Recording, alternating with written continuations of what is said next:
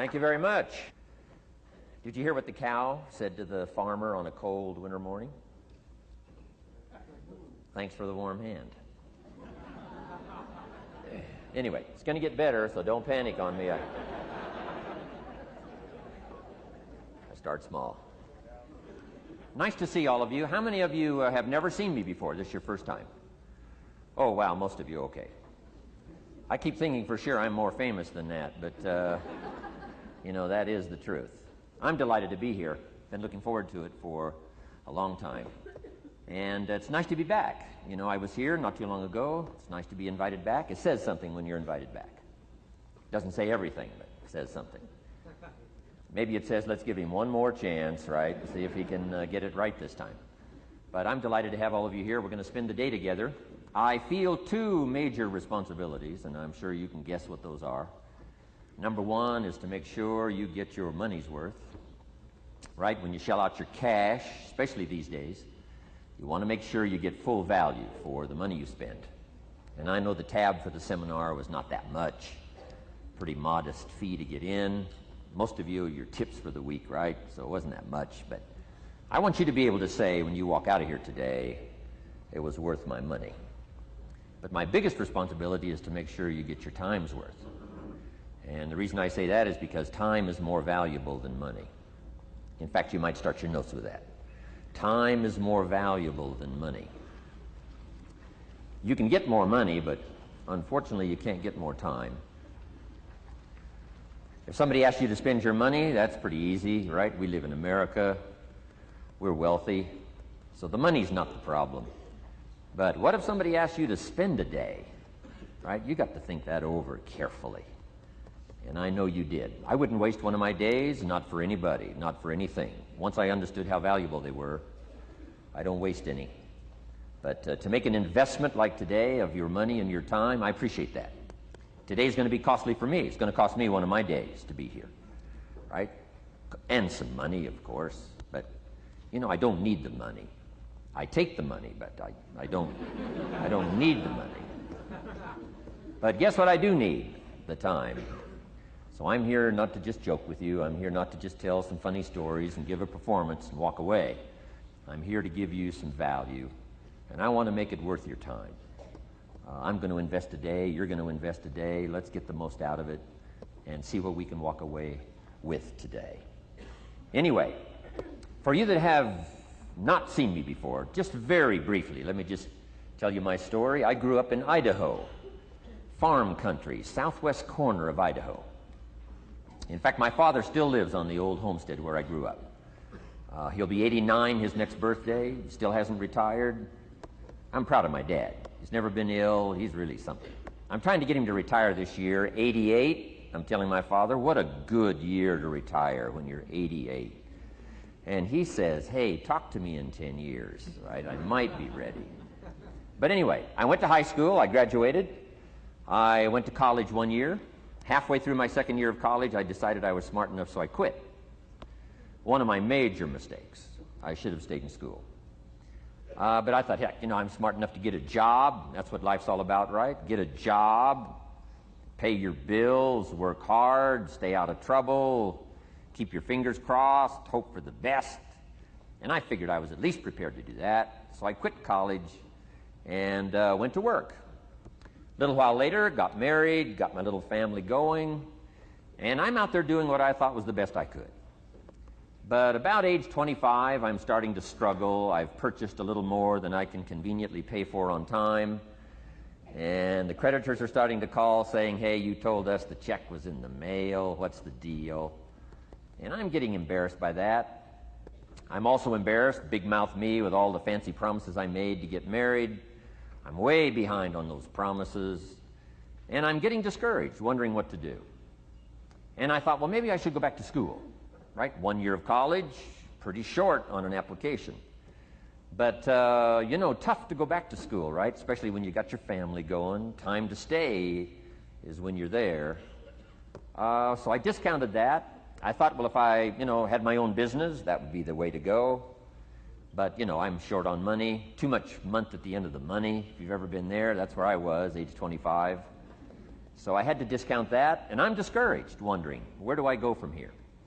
And then the miracle happened for me. Good fortune came my way. And who can explain good fortune? I don't know. Remarkable things that happen to you at a particular time. Sometimes it's just unexplainable how those things happen. One of my friends says, well, hey, things don't just happen. Things happen just. Another good note for your notes. Things don't just happen. Things happen just. And maybe that's it. I don't know. I'm an amateur on life, I guess like most of us are, trying to figure it out, how to make it valuable. But I was ready. And my good fortune was, at age 25, I met a very wealthy man. His name was Mr. Schoaf, Mr. Earl Schoaf. A friend of mine had gone to work for him, and he started telling me about this man. He said, you got to meet this man I've gone to work for. He's wealthy, but he's easy to talk to. And he's got a unique philosophy of life. And the more he kept talking about this man, I thought, well, I've got to meet this man. So sure enough, shortly after that, I had a chance to meet this remarkable wealthy man, and I was impressed. He was wealthy. Sure enough, he was easy to talk to. I was so intrigued, within a few minutes, I said to myself, if I could be like him, farm boy from Idaho, if I could be like him, I'd give anything. And then I thought, if I could just get around somebody like him, and if he would teach me what to do, I would be willing to learn. I'm coachable. And that was my good fortune. A few months later, this wealthy man that I met, Mr. Schoaf, took a liking to me, hired me, gave me a job. I went to work for him. And I spent the next 5 years in his employ. And then, unfortunately, he died at the end of that period at age 49. His last 5 years, but the first 5 years of my new life, I got to spend with this remarkable man, and my dream came true. He coached me. He taught me. He taught me the books to read.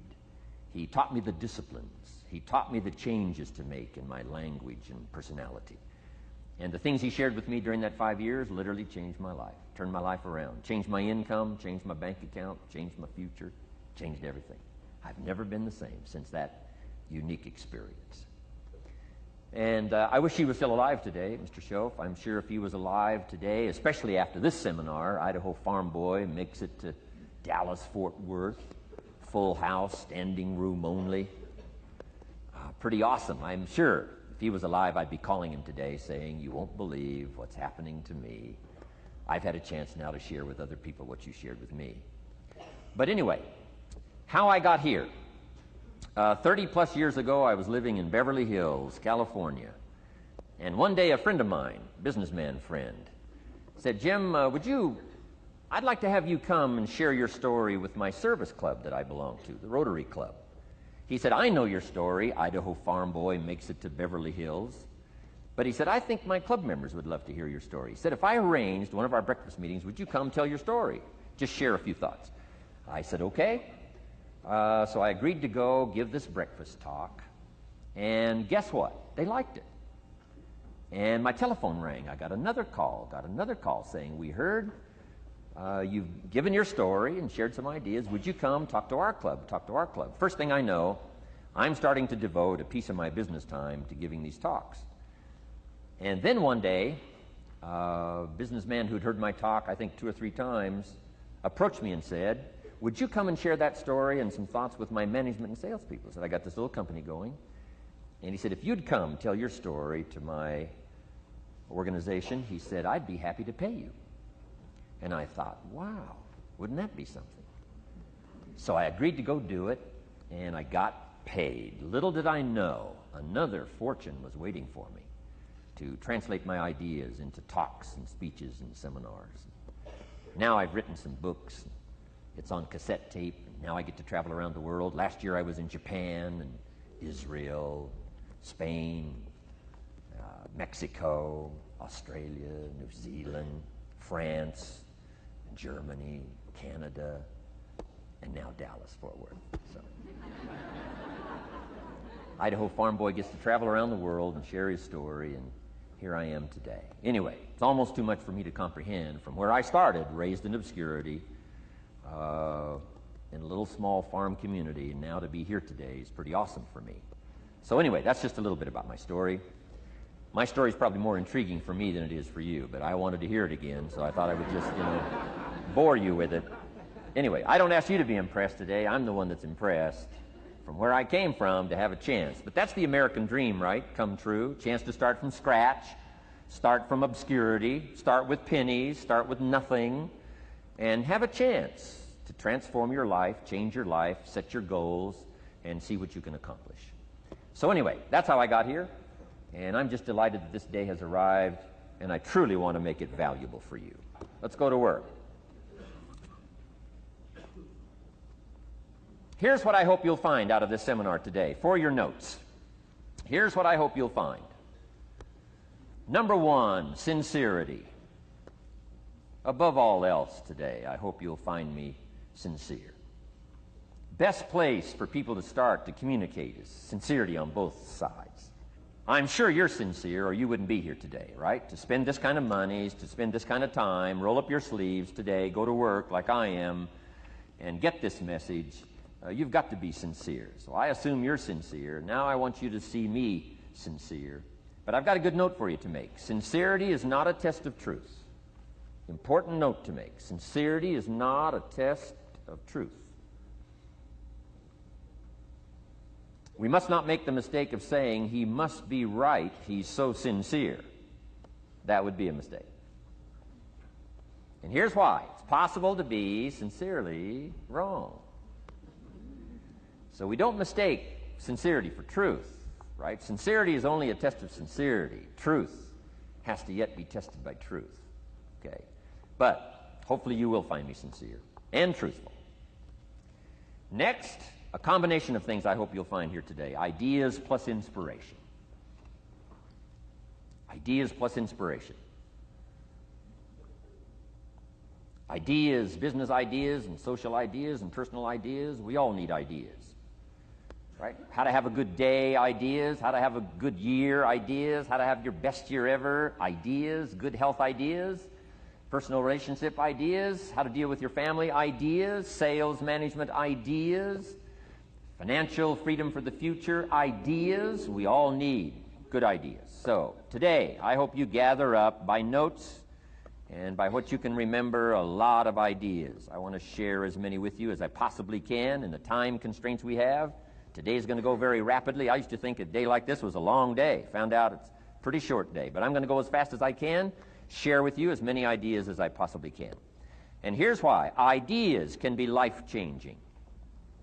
Ideas can be life-changing. And sometimes all you need is just one more in a series of good ideas. It's like dialing the numbers into the lock. Right? You got 5 or 6 numbers dialed into the lock. The lock still won't come open, but you don't need 5 or 6 more numbers. Maybe you just need one more, and maybe a seminar like this could do it. A sermon could do it. The lyrics from a song could do it. The dialogue from a movie could do it. Conversation with a friend might do it. That one last piece you need, number. Dial it into the lock, that's it. The lock comes open, there's the door for you to walk through. And maybe this seminar today could furnish that for you. One more idea. I know you've come with a lot already. Sometimes we get the impression, I used to have that I only had this much going for me and I needed this much. Usually not true. And I'm sure not true of this audience, where I find you today, as well-dressed as you look today. As fine as you are sitting here today. It isn't that, you've got this much going for you and you need this much. I would assume you've got this much going for you, and maybe all you need is just a few more thoughts, ideas, to furnish you some ways and means to turn your life into the dream you want it to be. So, ideas. The seminar is going to be loaded with ideas. I want you to take good notes. But here's what else I hope you'll find here today, and that is inspiration. And who knows the mystery of inspiration? Why some people are inspired and some are not? You were inspired to get here. Some were not. Who knows the mystery of that? I don't know. How come you made it? The rest of them didn't make it. We don't know what that mystery is. Some people turned it down. Some people said it costs too much. Some people said it's going to take too much time. Some people are too busy, right? A lot of different excuses why some are inspired to take advantage of something that comes to town. Others pass it up. We don't know the mystery to that. Here's what I call it, mysteries of the mind. And I just leave it at that. Some things I don't try to figure out. I take the simple approach now. Some people do and some people don't. I mean, that's about as profound as my philosophy is. Some buy and some don't buy. Some go for it and some don't. Some change and some don't. And if you've been around for a while, you can usually work out the numbers, right? Out of 10, 3 do, 7 don't. Whatever business you're involved in, pretty soon you got this ratio going. The ones that do, the ones that don't. And you say, well, why don't the ones that don't, how come they don't? We don't know. I just leave it as a mystery. I used to try to understand all that. I just take the simple approach now. The guy says, this happens to me, this goes wrong for me, and all this stuff goes wrong for me. How come all this stuff happens to me? I say, I don't know, it beats me. The best I've been able to figure out is those kind of things always happen to people like you. I mean, right? That's the best I got. I don't know. I'm an amateur on this stuff. What do I know? So just take the simple approach, right? That's how it is. Who knows? Interesting story says the day the Christian church was started. Now, I'm an amateur on the Bible, but best account I can remember, the day the Christian church was started, a magnificent sermon was preached. Great presentation. And if you're a student at all of good communication, it was one of the classic presentations of all times. The sermon, the first day the Christian church was started. And it said this sermon, this presentation was given to a multitude, meaning a lot of people. But it was interesting, as the account gives us, the record, it says, when the sermon was finished, there was a variety of reaction to the same sermon. Isn't that fascinating? I find it fascinating. It said some that heard this presentation were perplexed. And I read the presentation, sounded pretty straightforward to me. Said, why would somebody be perplexed with a good, sincere, straightforward presentation? Best answer I've got. They are the perplexed. I mean, what other explanation is there? It doesn't matter who's preaching. Right? It said some that heard this presentation mocked and laughed, made fun of the presentation. I thought, hey, this looks pretty sincere to me. If you give a sincere, honest presentation, why would somebody mock and laugh? Easy explanation. They are the mockers and the laughers. What else would you expect them to do? Right? I used to try to straighten all that out. Say, well, they shouldn't do that. I don't do that anymore. I've got peace of mind now. I can sleep like a baby, not try to straighten all this stuff out. I used to be so naive. I used to say, well, liars shouldn't lie. See, how naive can you be? Of course they're supposed to lie. That's why we call them liars. They lie. They lie. So I don't straighten this stuff out anymore. Anyway, it said some that heard this magnificent presentation didn't know what was going on. And they're usually easy to spot. They're usually saying, what's going on, right? I mean, they don't know what's going on. But interesting, right? A variety of reaction to the same sincere, honest presentation. Now, it also says, in wrapping it up, some that heard the presentation believed. And I think that's who the speaker was looking for, the believers. Interesting. Now, it said the number of believers was about 3,000. So, a pretty good first day. 3,000. I've had some first days, but I never had 3,000. But anyway, 3,000 were believers. And the speaker was looking for the believers out of this multitude. And that's about as close as we can come to understanding the mystery. Some believe, and some mock, and some laugh, and some are perplexed, and some don't know what's going on. And you just have to leave it that way. Why? Because that's the way it's going to be. The way to be brilliant is to find out how it's going to be and then say, here's how it should be. I mean, that's how you become brilliant. So, anyway, who knows the mystery? I call it mysteries of the mind. We don't understand. But I don't try to change it anymore. On this particular story, as far as we know, they didn't have classes after the presentation to try to de-perplex the perplexed. I mean, as far as we know, they left them perplexed. They left the mockers mocking. They let the laughers laugh. I mean, they didn't come back and try to straighten all this out. You say, well, how can you build a church? Well, make another presentation, and you'll get some believers and some mockers and some laughers and some who don't know what's going on. So that's about the best we can do. So, but I'm glad I've got the believers here today. You believed enough to shell out your cash and part with your time and some of your effort and energy, and I appreciate that. So, hopefully you'll find some inspiration here today. All right? To get the most out of today, a couple more notes. Number one, be thankful.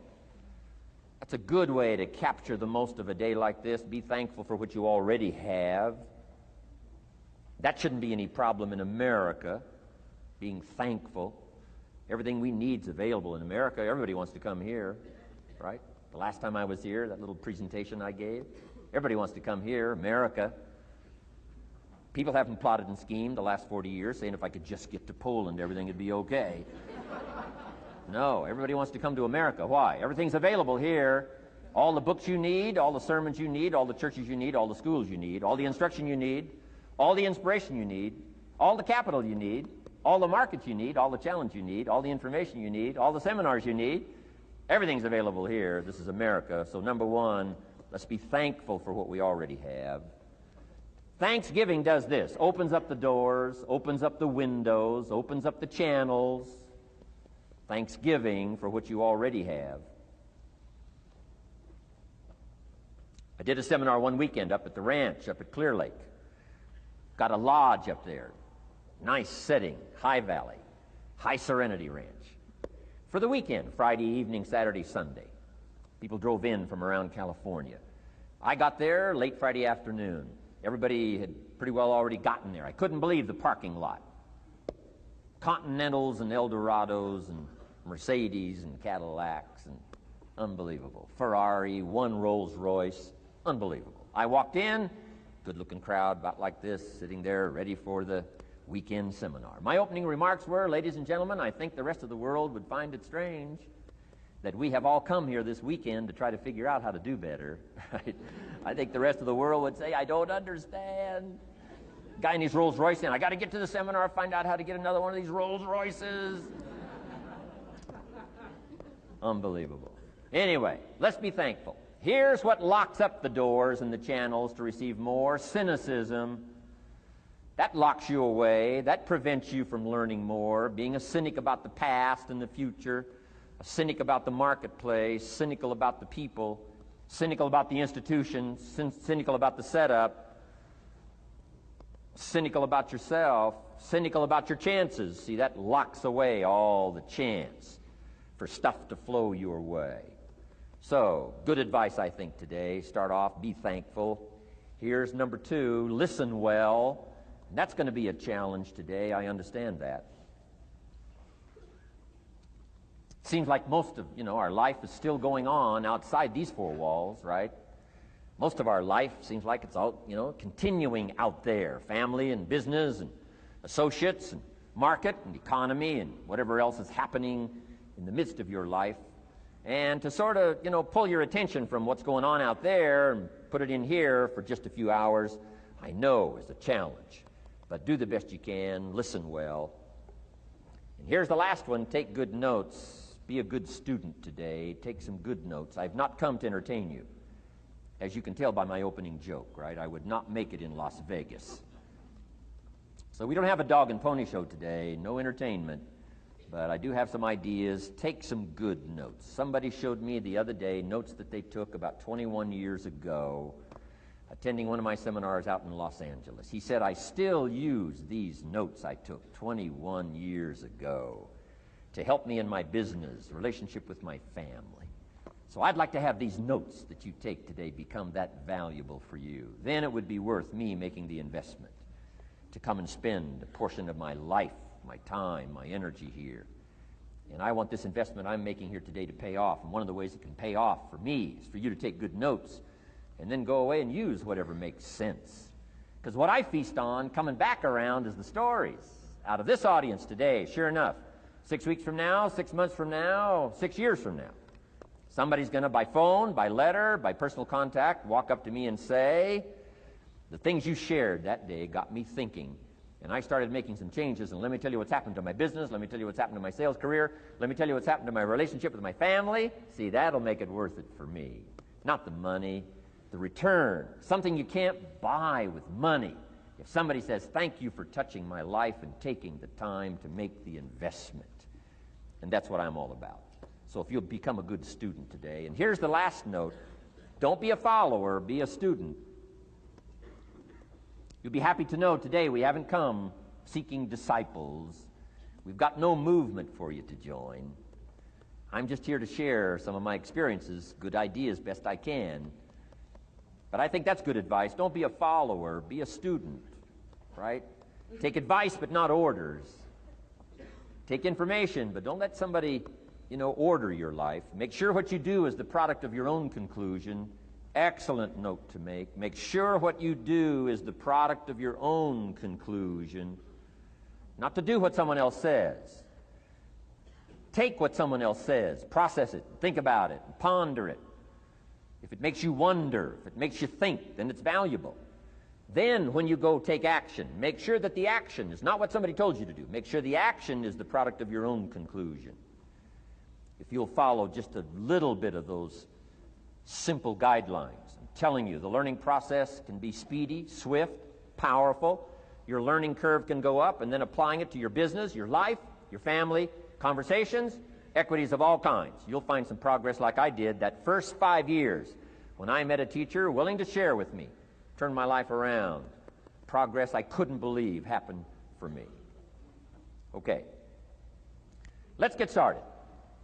I want to review, I was here last time and we talked about the 5 major pieces to the life puzzle.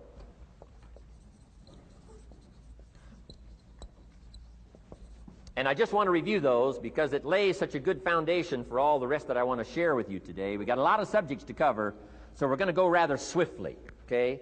Put on your mental track shoes here and run with me today, because I'm going to deal mostly in concepts. Expect you to, fill in a lot of the details, because I got a lot to share. I want to get through it all. But let's lay this foundation again of the 5 major pieces. Happens to be the title of my latest book. But I think it is so valuable in laying a foundation. It's some of the things I learned between ages 25 and 30. The teacher who taught me so well. He dealt in these fundamentals, we call these fundamentals. We call these basics. Basics for sports, fundamentals for sports, fundamentals for your business, fundamentals for the way you deal with your family, a few simple things. Few basic things that if you practice every day can make all the difference in the world, how it works out. I boiled it down to 5 major pieces to the life puzzle. Let's just review those. Number 1 is philosophy.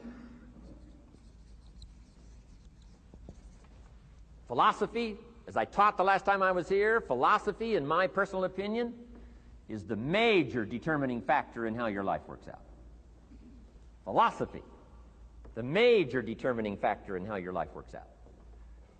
Philosophy. To form our philosophy, you got to think. You got to use your mind. You got to process ideas. And this whole process over a lifetime, starting way back here when we were children, schools that we've attended, our parents, our experiences, all this stuff that we've processed by the thinking process helps to develop our philosophy. And in my opinion, each person's personal philosophy is the major factor in how your life works out. Here's what I called it in that last presentation when I was here. It's called the set of the sail. Each person's personal philosophy is like the set of the sail. Now, I used to think it was circumstances that ordered my life. If someone would have asked me at age 25, Mr. Rohn, how come you're not doing well? Pennies in your pocket, creditors calling, nothing in the bank, behind on your promises to your family, you live in America, 25 years old, got a beautiful family, every reason to do well, and things are not going that well for you. What is wrong here? It would not have occurred to me to blame my philosophy. I mean, it would not have occurred to me. Saying, well, I got this lousy philosophy, and that's how come I got pennies in my pocket and nothing in the bank, and things aren't working well. That would not have occurred to me. I found it much easier to blame the government. Much easier to blame the tax problem. I used to say taxes are too high. Top tax rate when I first started paying taxes, 91%. Back then, when your income reached a certain level, all your income over that, 91%. So I used to say that's too high. Now, the top tax rate's about 33%. But people are still saying what? Taxes are too. See, but you can't use that anymore. If it's gone from 91 to 33, how could it be too high? Come on. I threw all that old excuse stuff away. Some people found it, though, and they're using it these days. My old list. I used to blame the traffic, the weather, used to blame circumstances, right? People say I'm too tall, I'm too short, I'm too old, I was raised in obscurity, raised on a farm, parents of modest means, all the stuff. If you were to ask me, how come you find yourself here, Mr. Rohn, age 25, living in America, land of abundance and opportunity, pennies, zero in the bank, not doing well, creditors calling, it would not have occurred to me to blame my philosophy. I found it easier to blame the company policy. I used to say, if this is all they pay, how do they expect you to do well? So I figured that, my future was going to be tied to what everybody else was arranging, the economy and, right, interest rates. I used to say things cost too much. That was my whole explanation, not my philosophy, until my teacher taught me better that this is where the problem was, my own personal philosophy. Here's what's exciting about each person's personal philosophy. That's what makes us different than dogs and animals and birds and cats and spiders and alligators. That's what makes us different than all of the life forms. The ability to think, the ability to use your mind, the ability to process ideas, and not just operate by instinct.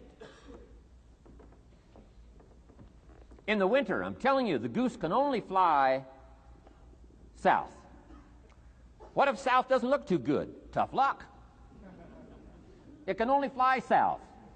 But see, human beings are not like a goose, can only fly south. I mean, you can turn around, go north, you can go east, you can go west, you can order the entire process of your own life. And we do that by the way we think. We do that by exercising our mind. We do that by processing ideas and come up with a better philosophy, a better strategy for our life, goals for the future, okay? Plans to achieve those goals. All this comes from developing our philosophy. Philosophy helps us to process what's available. Well, when we get here, we got seed, and we got soil, and we got some rain, and we've got some what? Sunshine, and we've got some seasons, and what? The miracle of life. Now, the key is, what do you do with all this stuff? How do you turn all this stuff that's available here into equity and promise and lifestyle and dreams and future possibilities? All of this that's possible now with human beings, how do you take all this stuff and turn it into this equities and values? Well, it starts with philosophy. What is the seed? What is the soil? What is the sunshine? What is the rain? Is it possible to take some of each of all the stuff that's available and turn it into food and turn it into value and turn it into nourishment and turn it into something spectacular and unique that no other life form can do? And the answer is yes. But you cannot deal with all this stuff and what to do with it unless you start refining your philosophy. Think, use your mind, come up with ideas, and strengthen your philosophy. So the seed and the soil and the rain and the sunshine, this is called, the economy and the banks and the money and the schools and everything that's available out there, processing information, what to do with all that, and turn it into equity and value. That is the major challenge of life, my personal opinion.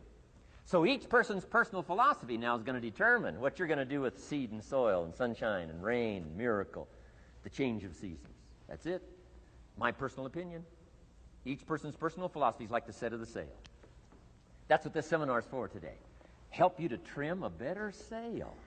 You don't need a better economy. You don't need better seed and soil. In fact, when it comes to seed and soil and rain and sunshine and seasons and the miracle of life, that's all you got. Now, what if you blame this stuff? Then you're blaming all you got. If you blame the economy, and you blame the schools, and you blame the teachers, and you blame the sermons and the preachers, and you blame, the marketplace, and you blame the company and company policy, what else is there? When some people get through with their blame list, there isn't nothing else. That's all there is. And if you blame the only thing you've got to work with, I'm telling you, it's called mistake colossal in not understanding that that's all you've got to work with. And if this is all you've got to work with, then you don't change the seed, and you don't change the soil, and you don't change the rain, and you don't change the sunshine, you don't change the seasons. Right? Guy says, I'll take 3 springs, 4 summers, 9 falls, no winters. No, you can't fool with this stuff. You got to take it like it comes. Then what do you change to make your life work well? You got to start with your philosophy. Guess what I had to do at age 25 in order to change my own future? I had to change my mind. I had to change my thinking. I had to change my philosophy. I was messed up on what was causing my problem. And once I got that straightened out, that all the stuff I blamed, the government and taxes and the marketplace and the economy and things cost too much, negative relatives, cynical neighbors, once I got rid of that and started going for where the real problem was, which was me, I'm telling you, my life exploded into change. My bank account changed immediately. My income changed immediately. My whole life took on a whole new look and color immediately. And the early results I got from making these philosophical changes tasted so good, I've never stopped the process from that day until this. And I'm telling you, with a little consideration of the refinement of your sail, by setting a better sail, refining your philosophy, your whole life can start to change from today on. You don't have to wait till tomorrow. You don't have to wait till next month. You don't have to wait till spring. You don't have to wait till 93. You can start this whole process immediately. I recommend it. Now, some people do so little thinking, they don't even have their sail up. I mean, you can imagine where they're going to wind up at the end of this week, at the end of this month, at the end of this year. Now's the chance to change, process all this information. So number one is philosophy. Okay. And we dealt with all that, where we get ideas from personal experience, from other people's experiences. I don't want to get into all those details because we covered that the last time I was here. But philosophy, that's number one, my personal opinion. Each person's personal philosophy. Here's the definition of success and failure. Just make this note. Here's failure. A few errors in judgment, repeated every day. Now, you can automatically assume, Mr. Rohn, I say, I can understand that. A few errors in judgment repeated every day. For 6 years?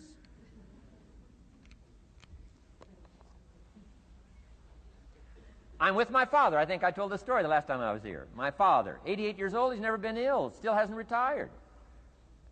Not long ago, midnight, we're getting ready to go to bed. We've drilled a new well, got some extra water, got some more acres going. He's all excited. At midnight, we're getting ready to go to bed. My father's eating what he calls his midnight snack. A little bite to eat before you go to bed. Don't have to go to bed hungry. And I'm watching him eat this midnight snack. Guess what he had? An apple, a few graham crackers, and a glass of grapefruit juice. I said, no wonder my father's so healthy. My mom taught us all those good health practices. Taught me when I'm growing up, right? I'm an only child. I've never been ill. Passed the big 5-0 some time ago. My 2 daughters, 32, 33, never been ill. My grandkids, never been ill. I'm telling you, the legacy lingers on. As I watched my father have this midnight snack, suddenly occurred to me. I know that's part of it. An apple, what? A day. That's gotten to Dallas-Fort Worth, right? An apple. An apple a day keeps the doctor away. Good question for this intelligent audience. What if that's true? You say, well, Mr. Rohn, if that's true, that would be easy to do. Then what's the problem? It's easy not to do. It's easy not to adopt it as your own personal philosophy.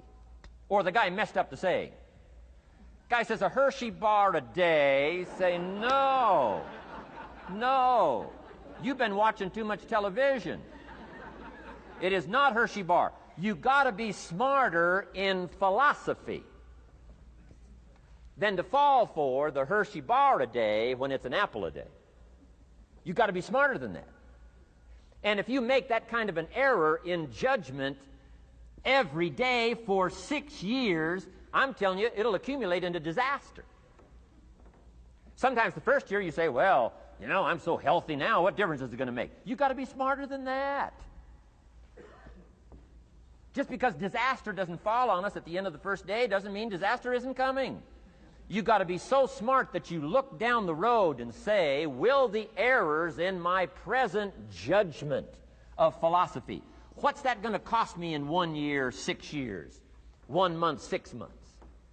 I'm telling you, the money cost and the health cost and the success cost is too gigantic if you'll look down the road a little ways and say, are there errors in my current judgment like an apple versus a Hershey bar? Is that just a good illustration of some of the rest of my errors in judgment? If it is, that's where I found myself at age 25. I started working when I was 19. I met my teacher who helped turn my life around when I was 25. That's 6 years. At the end of the first 6 years of my economic life, I've got pennies in my pocket. I've got nothing in the bank. The creditors are calling saying, hey, you told us the check was in the mail.